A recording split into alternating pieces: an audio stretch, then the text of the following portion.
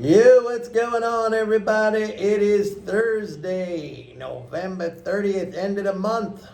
Getting in December tomorrow. Woo! Happy holidays.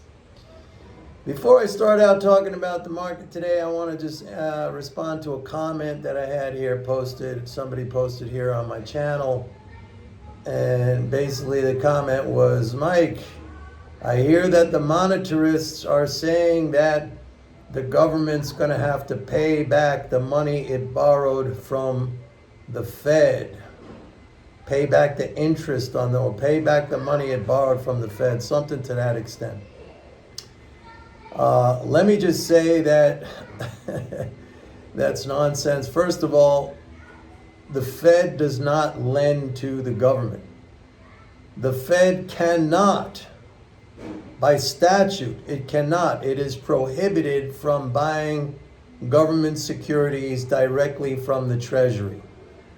So the Fed cannot literally credit the Treasury's account. It cannot do this. When the Fed buys securities, it buys them in the secondary market, meaning that it buys securities from people or institutions that have already bought securities.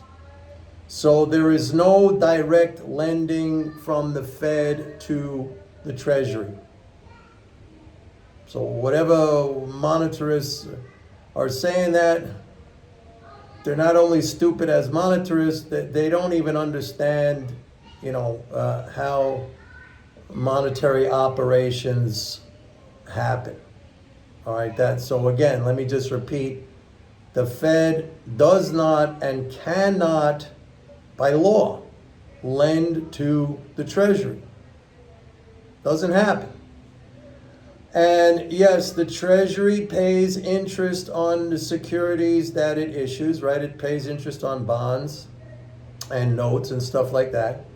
And the Fed pays interest on bank reserves. So both entities, the Fed and the Treasury, they do pay interest. Okay, so the Fed pays interest to the bank, gives banks money through interest income transfers, interest on reserves. Sorry. And the Treasury pays interest on government securities. But there is no direct lending. The Fed does not and cannot, by law, lend to the Treasury. So if you hear something like that, walk away. It's nonsense. And I would not even try to get in a debate with these kinds of people because they're just misinformed. Maybe they're stupid. Maybe they're idiots. I won't even go that far right now. Maybe they're just misinformed. Maybe some of them, if you told them actually how it worked, they would, oh, really? I didn't know that.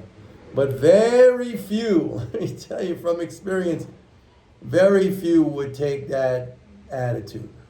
They would argue, saying, no, it's the Fed, Fed financing, blah, blah, blah, all that shit. It's total nonsense. So I hope that answers the question. Today was an interesting day in the market. We had the Dow up over 500 points. NASDAQ was down. S&P was up a little bit. I'm telling you now that this rally is getting a little bit speculative. The last time I used that term was back in July.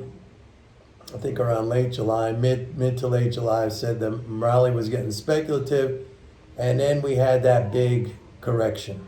Okay, and at the bottom of the correction, I said fiscal flow is going to pick up now. Now's the time to buy. And now we're back up here, and I'm telling you again, it's getting very speculative for two reasons. First, I'll just talk about something. I'll talk about sentiment. We saw in the latest AAII weekly sentiment survey that bearish sentiment in that survey. It comes out every week, and I do a full in-depth analysis of that, and I send it out to my subscribers. Bearish sentiment dropped to the lowest level in almost 6 years. Okay, 2000, just like it dropped to like the lowest level near the end of 2018.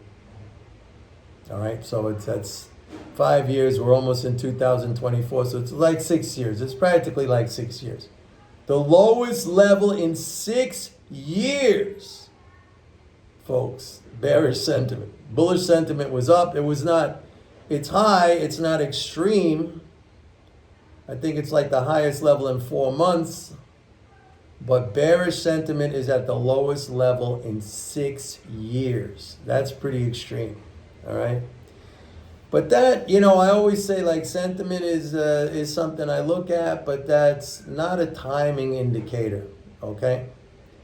The other thing, and the reason why I'm saying that the market is getting more speculative, and that is because that since November, 11th, okay, like a couple of weeks ago, since November 11th, more than a couple of weeks ago, there has been no net increase in transfers, in fiscal transfers. What do I mean by that? Like the deficit for November peaked out on November 11th at like 258 billion.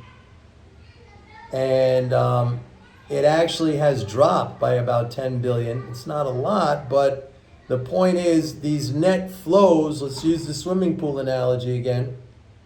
All this month the water's been filling up, and the market's been going up, okay?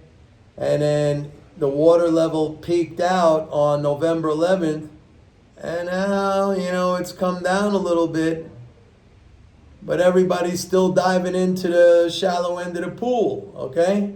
There's not as much water in there as there was before, when it was safe to dive head first into the shallow end of the pool. There's not as much water in there anymore.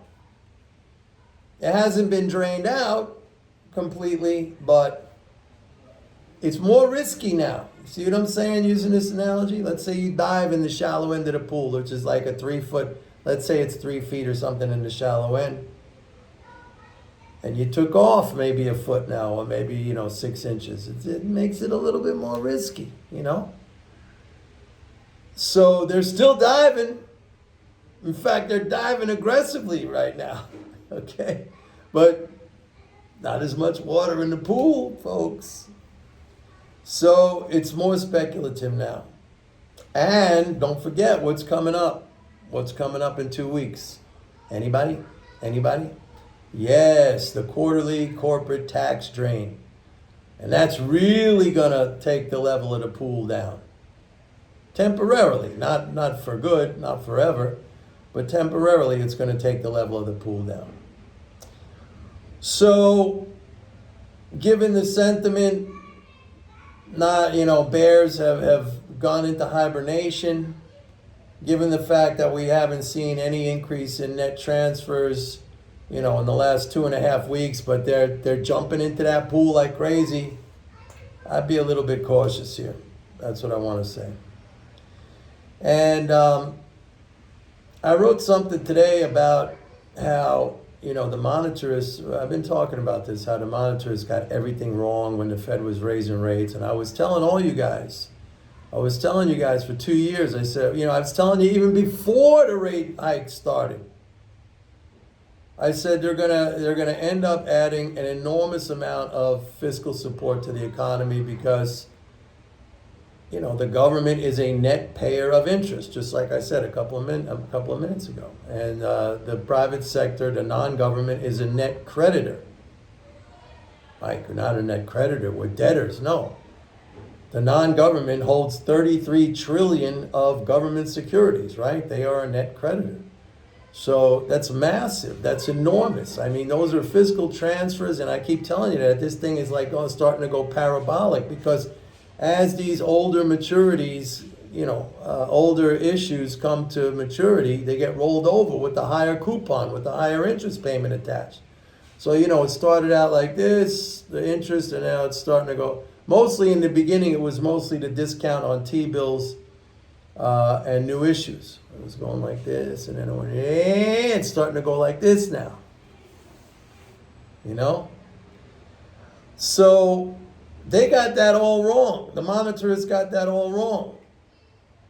And I said that you're going to see it's going to be bullish for the economy, all those transfers. Now, on the flip side of that, where all these monetarists are getting all excited about maybe Fed rate cuts next year, all right, rate cuts do the opposite. They remove income from the economy, right? If you were getting paid 5.5% on your bonds or whatever, and now let's say you're getting 4.5%, that's less income to you. And again, the non-government is a net creditor, so what happens? Income is removed. So this is going to be a little bit of a short video. I'm just going to end off by saying, be careful what you wish for, monetarists, and be careful what you believe. Remember, I always say, knowledge, you got to know. That's it for today, folks. Go to my website. Go to my website. Sign up for a 30-day free trial of MMT Trader. And I'll see you tomorrow. Bye.